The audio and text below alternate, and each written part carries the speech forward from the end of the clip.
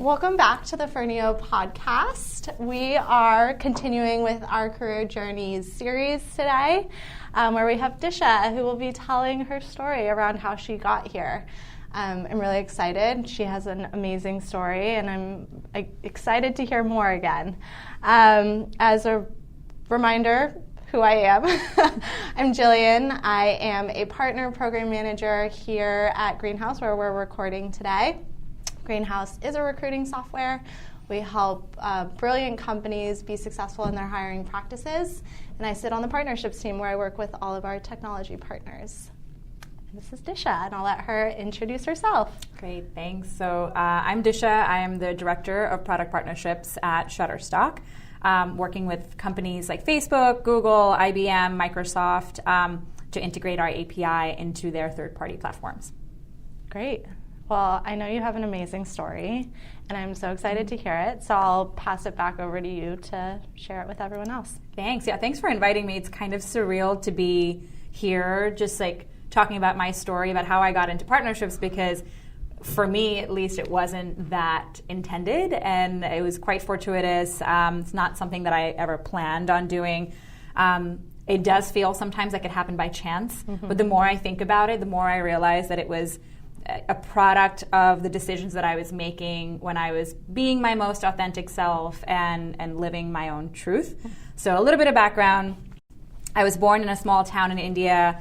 On my dad's side, you had the entrepreneurs and the businessmen, and then on my mom's side, you had the artists and school principals and teachers and lecturers, so more of the creative types. And I always felt like I had the best of both worlds, like the business and entrepreneurial, and as well as the creative.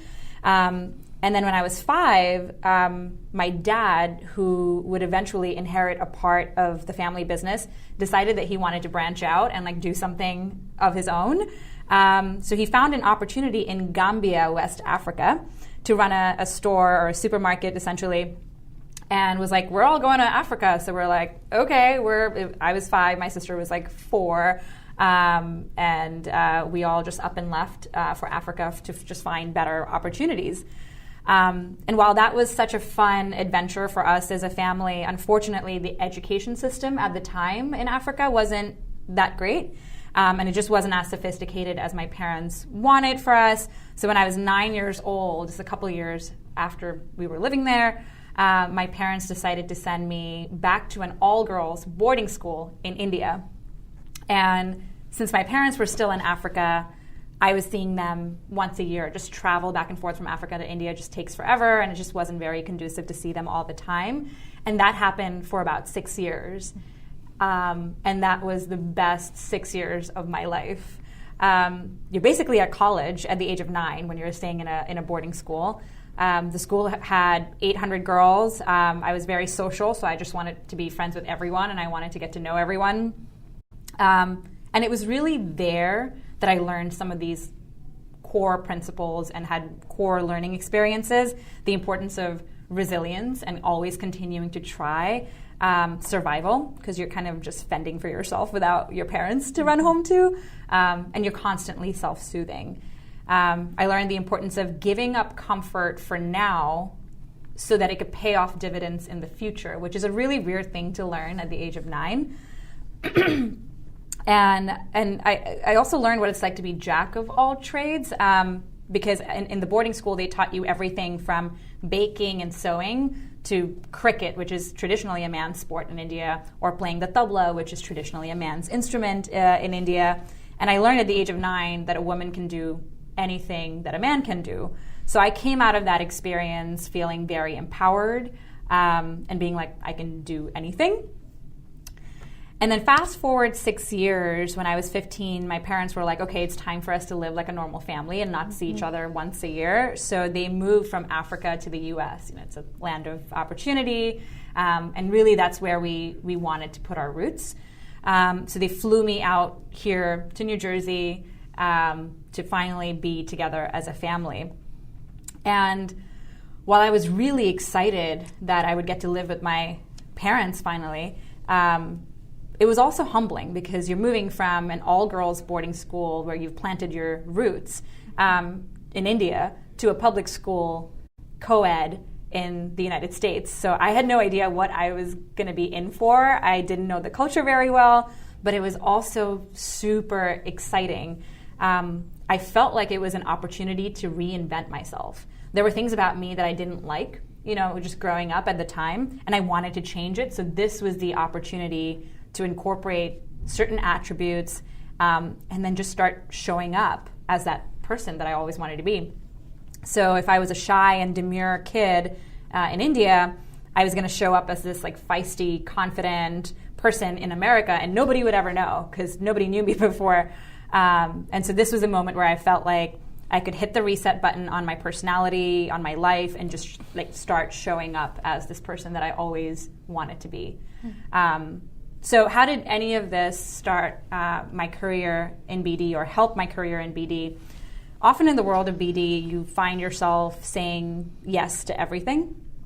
Coming here at the age of 15, I was saying yes to everything. In high school, I taught myself the American accent by joining the debate club and watching a lot of Saved by the Bell. I joined the choir, the theater, softball, just to gain exposure and just to understand culture and make friends. Another time I said yes was in grad school when I was studying full-time but didn't like the idea of not working. So I was there I knew I was locked in for 2 years, but I also wanted to work.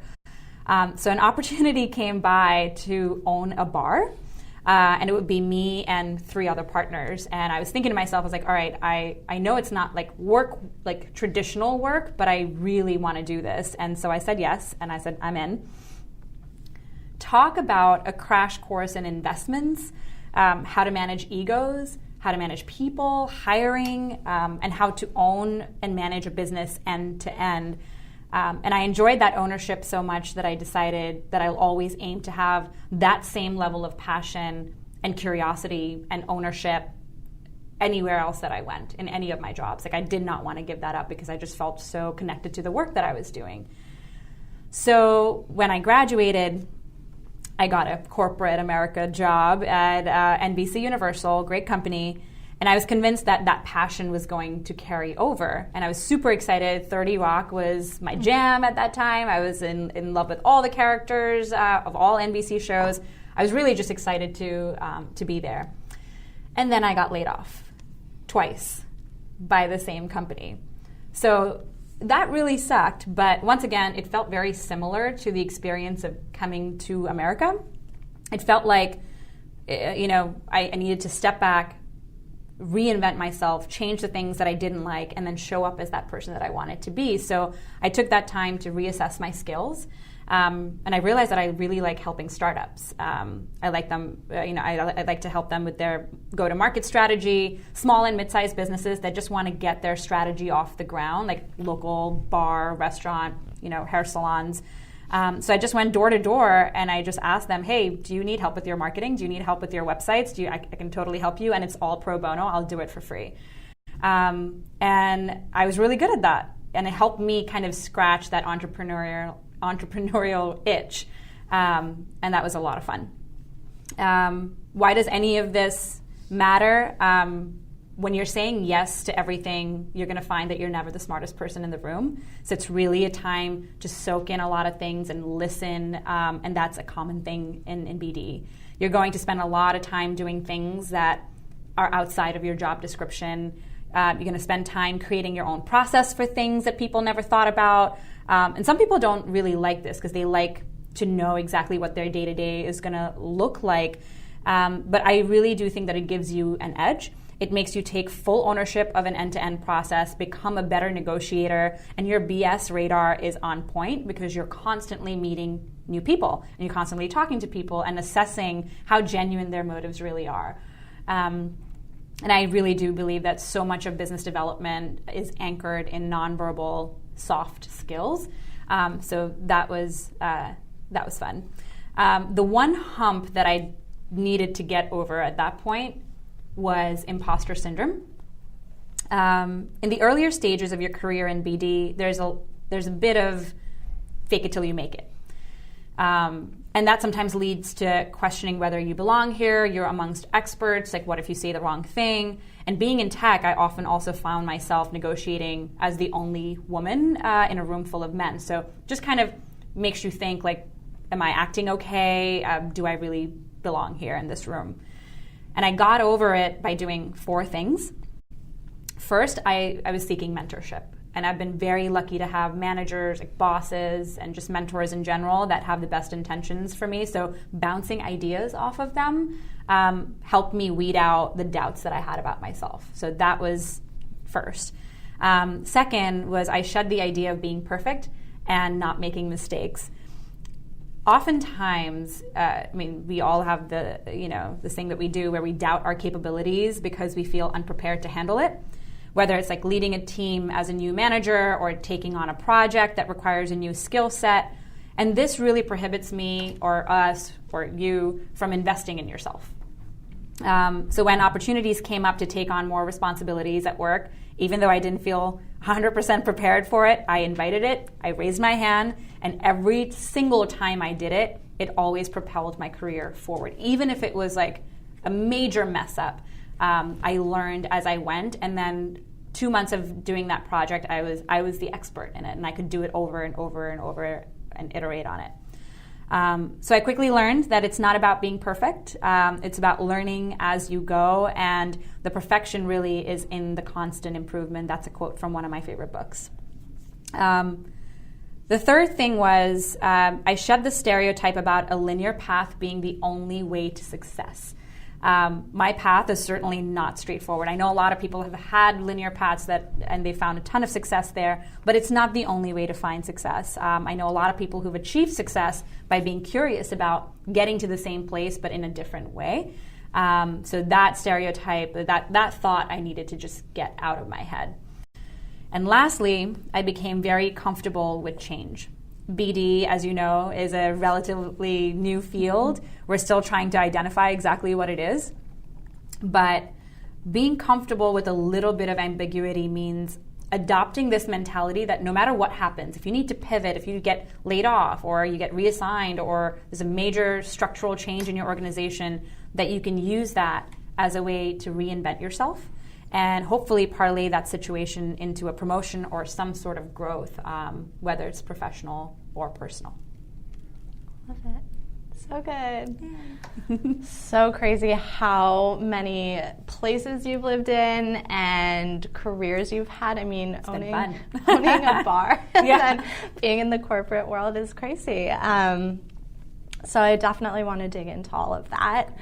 I have questions, and we can keep it conversational. I'd love to just start with like your childhood. Yeah. I think you've lived in a lot of insanely different places, like location, culturally. Like, how have those different cultures, just growing up and at different like points in your development, how has that like shaped you today, or like maybe even contributed to where you are in your career? I love that question. I've been thinking about that so much, especially lately. Sure. Living in different places like India, Africa, we were in London for a little while. I think that it really sharpened my communication skills. And I know that that's something that we're taught in college. You need to have interpersonal and communication skills, but what does that really mean? It's really the ability to make anyone in the room with you feel comfortable when they're in the room with you. Being able to relate to someone, understanding their nonverbal cues to be able to pivot and shift your body language to make them feel comfortable so that they would open up to you.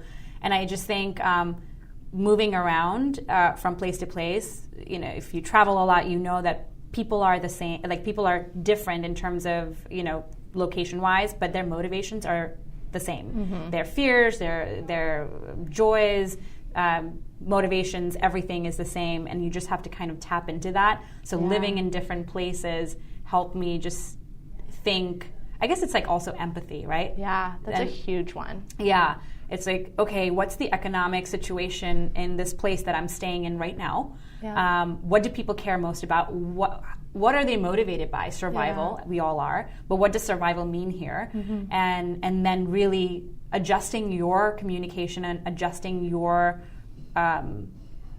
approach to that, which has been so key in partnerships. The empathy part is just like sitting in a room with someone and seeing their walls just crumble down because you're making them feel so comfortable. Yeah. Empathy is huge. I feel like that's a word that I'm hearing a lot of lately. It's like the key word these days, because I think in business too, we're so like straightforward and narrow on what it is that we're trying to get done that we don't always see the holistic like overview. Yeah. We don't know where someone is coming from. Yeah. So tapping into that, I think, is a really key factor, not just in BD and partnerships, but in business in general, in the world. So that's great. Yep. I love it. You also talked about like being a jack of all trades growing up. Like you had to like start a bar, you did all of that. I'm curious, owning a bar while you're in grad school, those are like two really big things that you had to take on. What was that like, and how did you manage? That at that time seemed like a breeze. Yeah. And it just seemed like so much fun. So school was not very fun. I went to my classes, and then as soon as my classes were over, I would rush to the bar, which was like an hour drive away, and then like work all night, and then do the same thing the next day. So it was exhausting, but it was also really exciting. I believed in it so much, and it was a part of me, and I got to, I think like the best part was seeing the gratification and seeing the place exude parts of me was kind of nice. That I got to have a lot of input in the operations, in the design, and the hospitality portion of it, the entertainment portion of it. So it was just really exciting. Yeah, that's amazing. My parents own a restaurant, so I know what it's like. Wow. And it's a lot of work, though. Yeah, it's you have no to be easy there. feat. Yeah, that's wild. Service-based I'm industry super in impressed. general, right? Like you just have to be there for it to be a success. Yeah. No, you can't, especially if you're an owner, like that's really hard to put the onus on someone else. I'm going to just go back a little bit because you talked about being in an all-girls school for quite a while and then transitioning to a co-ed. How has that like given you a perspective about maybe women in business or just like women in general in this world? I have so much to say on that. Yeah. I'll tell you one story. I remember not knowing how to talk to boys, and I just did not know, like, not just because I was a girl, but like being in an all-girls boarding school, we were always separated from the boys. You know, didn't really know their motives, didn't really know how they acted, were they like us, were they, you know, what are their intentions, like all those things. And so joining a co-ed public school here was kind of a culture shock. Especially coming to America. Yeah, already a culture shock. and then whoa, boys. But because I had played a lot of sports and I was kind of a tomboy, I felt more and more comfortable. But my favorite story, I just remember being so scared to even enter the cafeteria because I was intimidated by the hustle and bustle in the cafe or in the cafeteria. There's a lot of noise. There's like trays. People are already in cliques, you know, when they're sitting down. And for 2 days, I would just peek in, peek out, and then just like hang out outside. Until this really nice boy came up and said, "Do you want to come and sit down here?" So nice. And I think about that a lot because, you know, since then, obviously, I've come a long way. Yeah. but I think about how women are trying to break stereotypes and break the glass ceiling, but how much of that is anchored in men being supportive too. And like, it's not women versus men. It's not us against them. It's like we need to band together. We need to do this with men. And I've been very lucky to have male bosses that have really championed for me.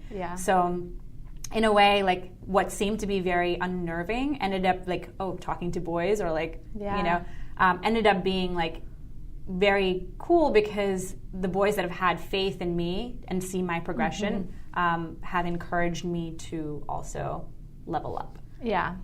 They make a seat for you at the table. Yeah, I love exactly. that. No, I do. I think it's really important for men to be a part of the conversation and be supportive and be included. That's why with this women's group in Firneo, it's like I want men to be a part of the conversation and be involved because I think their perspective is important too. Yes. But that's really, really interesting that you went from being scared to like being full champion and having them champion you, which is great. Cool. I'm going to dive into career stuff now in the BD partnerships world. We kind of talked about this a little bit offline, but you talk about saying yes a lot. And I had asked you, has there ever been a moment where you felt like saying yes was a mistake?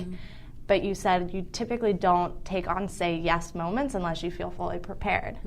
And so I'm curious, because I think like it takes a lot for women to get prepared to do those things and feel ready, like we're ready to take on something. And so I'm curious, like, what do you do to get prepared or get to that point where you're like, okay, I know I can handle this? Whereas like maybe there's situations where you're halfway prepared, but you might not take it on. My method of getting prepared may not be the best method because it's really like I say yes first, and then I'm like, holy moly, I need to, how do I prep for this? Where do I start? There's so much information in this world, so I start by information gathering first. And then I try to listen to what the experts are saying about it. And then I just start talking to my own peers about it, and my colleagues and my friends and everyone to get their take on it, because I kind of want to bridge that gap between all the sound bites that people are getting from the Gary V's of the world, and then also like how are we actually executing that in the real world, and what are people really feeling about AI, automation, like all of those things, right? So I do say yes first, but then I do a major deep dive into just what is this topic? What are people feeling about it? What's in the news? I think my mentors are very helpful. So they lend a very unbiased opinion on what they think about certain topics and certain projects, and they already know, they already know that I'm going to go through the project anyway, so they never try to talk me out of it. But it's always nice to bounce those ideas off of people that you trust. Right. Going into mentorship, because I think that's another big topic. I feel like it's really hard to find a really good mentor unless it happens super organically. And so I'd love to learn a little bit more about your mentorship journey, how that came about for you, and what has been most helpful for you beyond just like having someone to talk to about whether or not you should take on the projects you already take on. That's fair. I think mentorship has served me well when I have gone into that conversation without my own agenda. So it's less about like, hey mentor, how can you help me? Or I have this question, can you help me? I have this problem, can you solve it for me? It's less about that and more about, I guess, like both people brainstorming. I've definitely had people advise me, or mentors advise me on my career, but I leaning on them like, hey, you know me really well, we've worked together.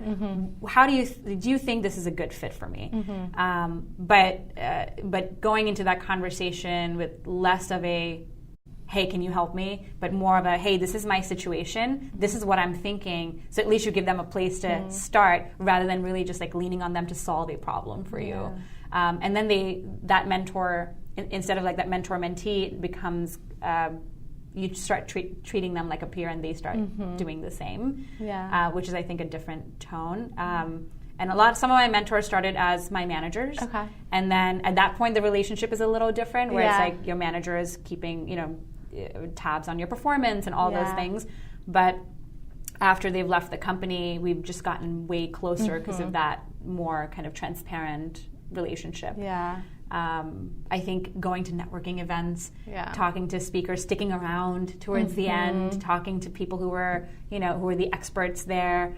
Again, talking to them about like, hey, thank you for telling your story and like doing, for sharing that. Let's keep in touch, but like not going in with like an agenda, like, hey, can you help me do X, Y, Z?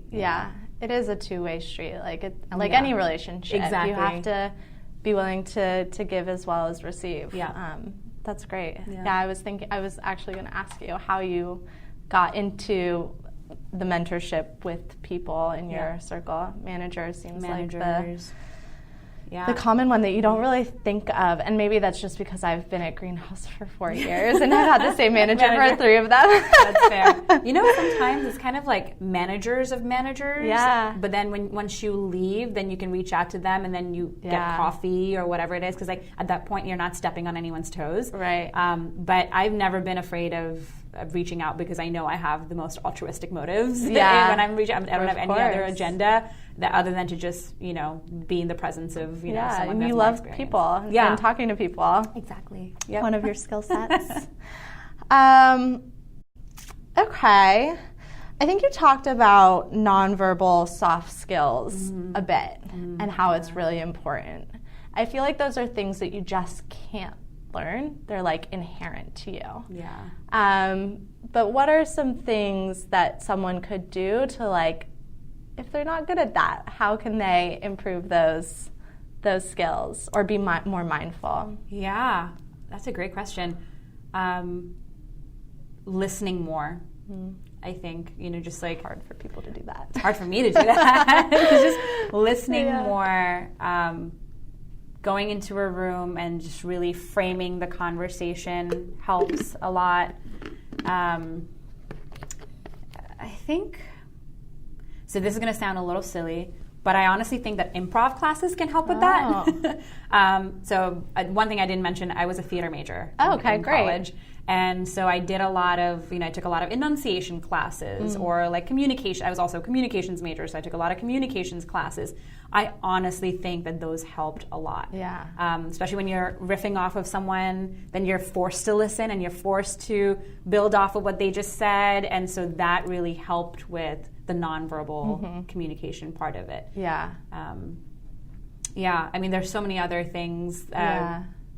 Taking a step back, breathing during a conversation, which I haven't done successfully. Taking a beat. Yeah. Just taking a beat, knowing where, again, empathy, knowing where that person is coming from, what are their motivations, what are they trying to get from this conversation.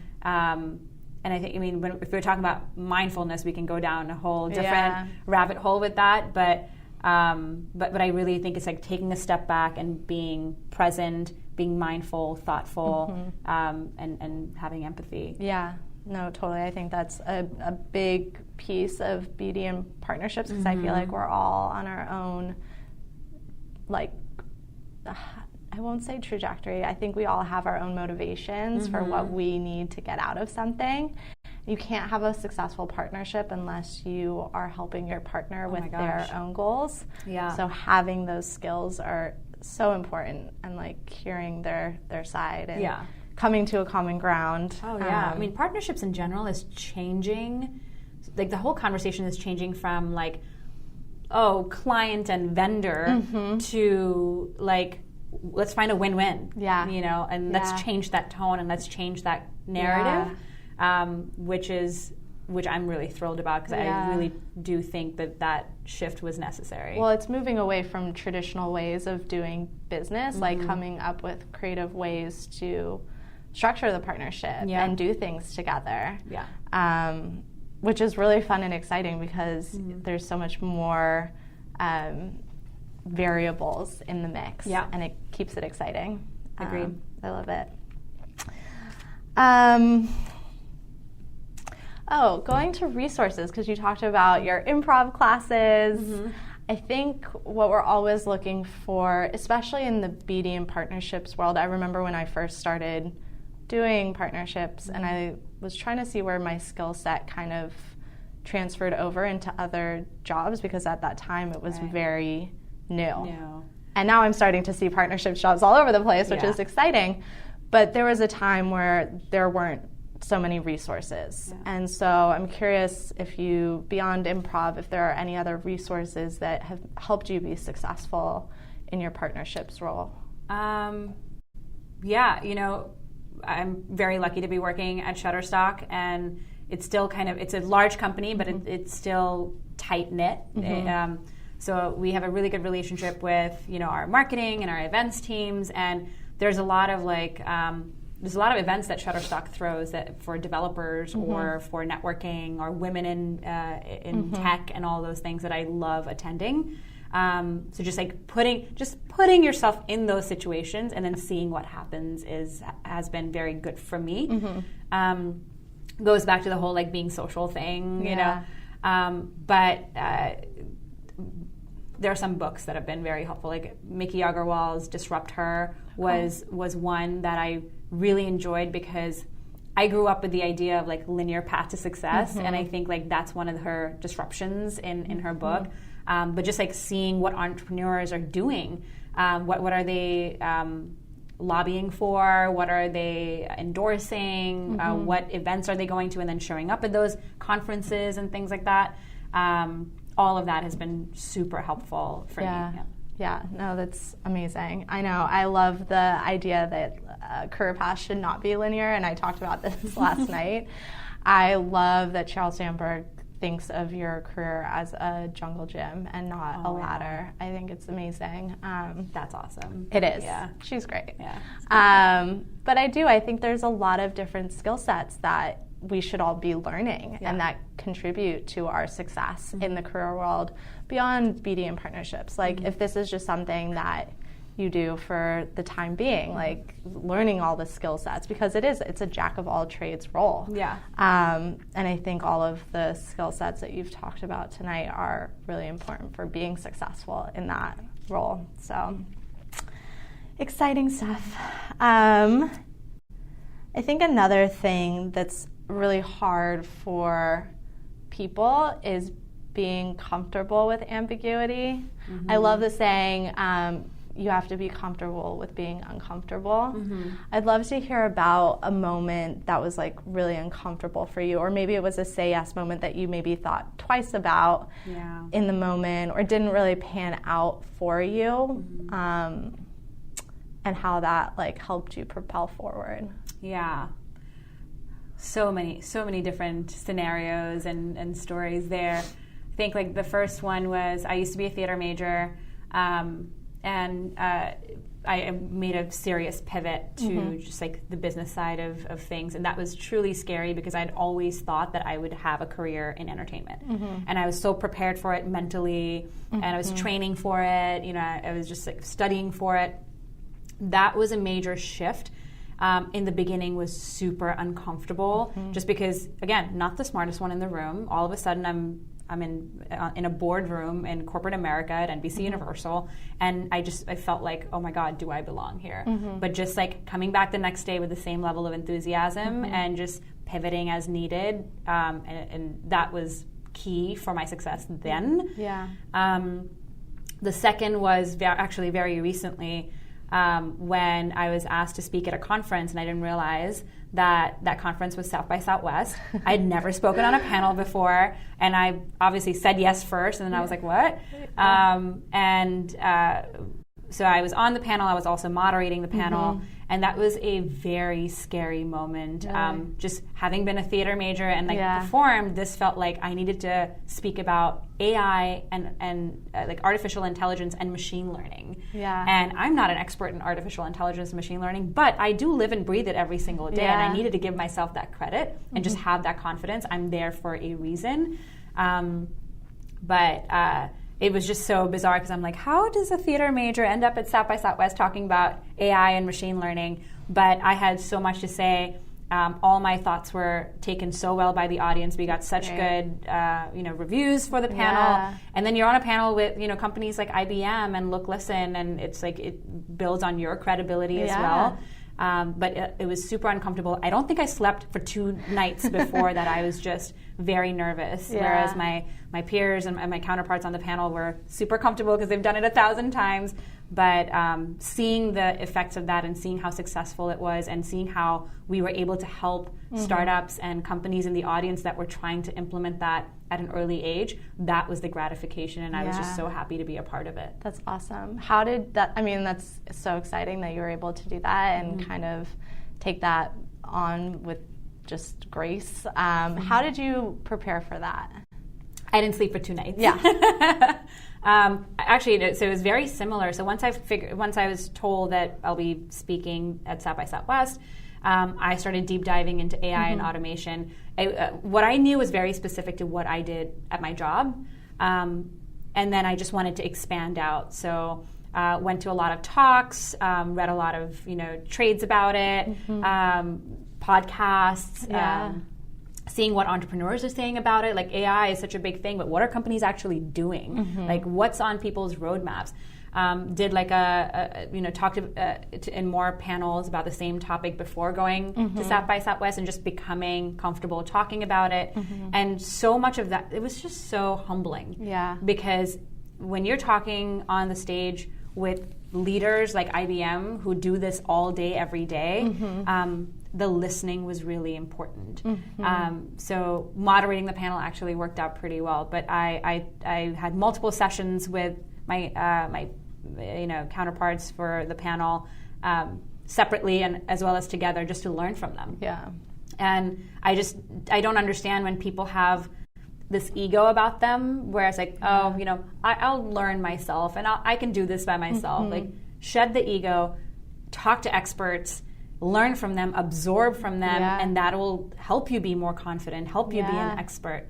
So for me, it's just shedding of the ego, talking to experts, and learning. And I feel like that is something that kind of ties back to this idea of imposter syndrome, which you also talked about, that I think we as women feel all the time. And it's really important to kind of just, I think, I'd love to get your take on like how we can overcome this, because I do think a lot of women will say, fake it till you make it. And I think that there are better ways in which we can say, I don't know everything, but I'm going to try and learn all that I can and absorb everything, like you said. But I'd love to kind of hear if you have other like ways in which women can kind of move away from this idea that they're an imposter. I thought it was really complicated, but it's actually so simple. Yeah. It's just telling yourself and convincing yourself that you're here because your opinion of whatever the topic is that everyone's talking about, you're here because your opinion does matter and makes a difference. Yeah. And it was a switch. It was going from like, should I speak up? Do I belong here? Should I raise my hand? Should I say something? To like, well, I'm here for a reason. I'm spending an hour in this meeting. I'm sure they want to hear from me. If I stay quiet the whole time, it doesn't really bode well for me. And so there was a switch that just went off, and I was like, if I need to make this worth my while, I need to say something. It comes from like, respecting your own time, respecting your own background, and respecting your own experience. Like a lot of it is self-respect as well, and then knowing that your opinion matters, and whatever you wish to contribute, it will be taken well. Because I think what we're scared of is like what if I say something but it's rejected, or it's not applied, or it's stupid, and then you just have to shed all of that. Yeah, I feel like you're a very positive person. Like you put a positive spin on everything, and that you do have a lot of self-respect for yourself, which is amazing and like super admirable. But to your point also, like if you don't know everything, then it's actually a leadership quality to admit that you don't know everything. Like, sorry, don't know what you're talking about, but would love to learn more. Here's what I think, knowing what I know. Yeah, exactly. No, I think that's so important to have that humility to say, I don't know it all, but I'm willing to learn. Yes. And I think that is a really great quality to have. I feel like you had a really positive outlook when things didn't necessarily go your way in your mind, like your linear path to success. You were laid off twice, but you knew that was part of your journey. I feel like that is a really admirable way to look at being laid off, because I know that if I was laid off twice, and knock on wood, I haven't been laid off yet in my lifetime, it would really affect me, and I think it really does affect people in a way that's really hard. And so what advice do you have for someone that might be going through that, or needs to kind of see the positive in that? It is so hard in that moment to remain positive. It's so hard in that moment to be like, oh yeah, it's not performance-based, it's the company cutting the fat, or whatever, it's not me, like it's fine. It's so hard to do that in the moment. So there was certainly like a day or two where I'm just like, wow, I can't believe that just happened to me, and woe is me, and like just feeling really crappy about it. But I think I keep reverting back to when I reinvented myself when I came here and how well that worked out. And thing is, if you get laid off and you go to another company, nobody at that company knows what happened. Right. So here's your chance to, if you admired someone, whether it was your colleague or your manager or a mentor or whatever at your old job, you can literally handpick those attributes, build that into yourself, and take it into this new job, which is, I think, the main reason why I was able to stay positive. Is like, there were things about me that I didn't like. There was like, I didn't like how demure I was, or I didn't like the fact that I was too shy to raise my hand, but I always wanted to, and I love my boss for doing that, but I wish I could. And then so going into these new jobs, I mean, or getting laid off was an opportunity to do that. That's what kept it really exciting for me. But I was also a theater major, and I played multiple characters, so it was also the excitement of like, okay, I'm going to play this character now. But like thinking about it and like, I'm going to play a new character, that was really fun. Just giving a fun spin to it. Yeah, you've been able to reinvent yourself a couple of times. Yeah. But now you're in a job that you're like, this is the job for me. Yeah. Which is really cool. Yeah. Like that you feel so happy and passionate about what you're doing. So I'd love to learn more about what it is that makes this your dream job. Multiple things. I think first and foremost, it's the company. The company has given me a lot of leeway to build the team and make it what I want it to be, which is different from any other company that I've worked for. I like the fact that our partnerships team is like, our partnerships are anchored in a engineering solution. So I've been at companies where partnerships meant brand marketing partnerships, or where you're like bartering of services type of partnership. But here it was challenging because it was engineering, it was coding, it was APIs. I'd never done that before, and the learning curve was long for me. But what makes it fun is that after paying my dues, I can truly call myself an expert at what I do, and there's a level of confidence that comes with that. It affects everything. It affected my personal life. It affected how I negotiated my rent. Like, it affects just confidence that you take into like relationships. So I think the reason why I think that this is my dream job is because it shaped me in a way that made me a better person. Yeah. And I mean, I know a lot of people aren't fortunate to have something like that. So I also get to build something cool. So I remember leaving NBCU and talking to my mentor about like, I want to do something cool. And he's like, well, what do you want to do? And I'm like, I know this sounds ambiguous, but I want to be a part of a company that builds cool stuff. And he's like, that's very vague. Like, you need to get more specific. But I feel like I'm at a company that's building really cool things. And so being a part of that and having an influence on that also makes it very fun for me. At the end of the day, I think everyone just wants to feel a sense of gratification that they made an impact. Yeah. And so that is what I feel here. I've made an impact in that I've grown the team from like 2 to 4 to 30, and I've made an impact as in I've influenced the product roadmap. I've made an impact to be able to help our partners grow their own business and overcome challenges and solve business problems. So I think all of that leads to like, what impact are you making? Do you feel a sense of gratification? And that was the biggest thing for me. Yeah. That's great. I think that's what we all aspire to. Yes. We've talked about this, BD partnerships. This world is very ambiguous. So I'd love to hear about a recent project that you've worked on where you've been able to pull in some of these various skills that you have that make you successful, and how that impacted the success of the project. Okay. I think the most recent project that required this like cross-functional thing that BD is was our recent partnership with Apple. Apple was iterating on its Final Cut Pro and coming out with Final Cut Pro X. And because I've had a good relationship with them for the last year or 2 years due to other things that we were partnering on, we were one of the first phone calls that they made and said, would you like to be a launch partner for this project? So that was validation that I have good, strong relationships. And so that was step one. then actually working on the partnership made me realize just there are so many moving parts to this. It took about 3 to 4 months to bring that entire project together, working across a developer in Germany who was building this extension for Final Cut, the Shutterstock extension for Final Cut Pro X, and then working with the Apple team that is so on point with what they want and what they don't want. Working with Apple's engineers, which just blew my mind because can't imagine. Talk about imposter syndrome there, and I was just like, it was just fascinating to be in a room with them and hear their ideas.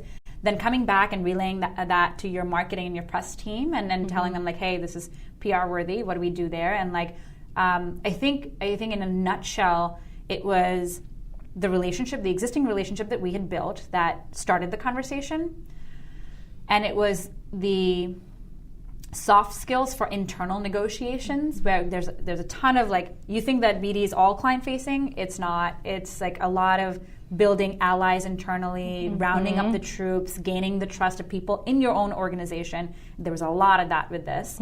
And then also, of course, the client facing part of it, like being in a room where you're not the smartest person, but also, you know, gaining their trust so you can share your ideas and then they implement it. You know, it was just such a fun project, but I think it just required all of my BD skills, you know, including like relationship management, knowing the product, understanding like when the engineers are talking and the marketing folks are like, what's going on? I don't get it. To be able to translate that back and forth in a way that is digestible for different people across the company. Also, like when we're talking internally and rounding up the troops and getting all these teams on board with this idea, you play into what their motivations are. You just don't take the same value prop to each one of those teams. You understand what their motivations are, you understand what they care about, and you pitch it in a different way. So it felt like we were managing like 6 different projects in this one project because each team cared about different things. And then our design team that was building the collateral for it had to do so much work to just get this off the ground that we really needed to think about positioning and messaging and all of those things, and there were so many hours spent there. So it was really like taking this partnership that started with this tiny little idea and then bringing it full circle from product to internal to finance to marketing to design to everything, and then culminating in this awesome launch that we had back in November.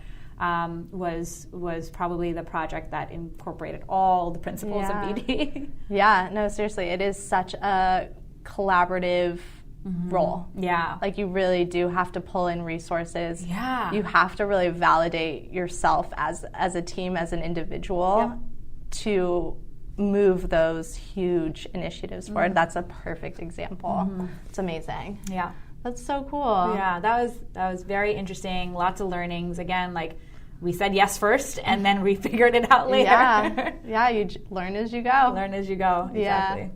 Yeah. Is there anything else that you would share about your career in BD, or anything that would be helpful for anyone who's listening, who's starting in their career or figuring it out?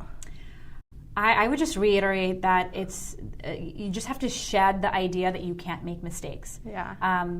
That combined with being comfortable with change and pivoting as needed, those 2 things have been so key to my success. Being comfortable with change and also make mistakes. You asked me a question earlier where it's like, do you ever regret saying yes? And my answer is no. I just feel like each and every experience that I've signed up for has been a learning experience, good or bad. Yeah. So make mistakes and you know, learn from other people's mistakes. Yeah. Be hungry for knowledge. You know, put yourself in situation. Half the battle is just making your way to a networking event, and once you're there, it's just magic. It is. It really is. Well, thank you for coming and telling your story. It's been wonderful. Thank you for having me. Yeah.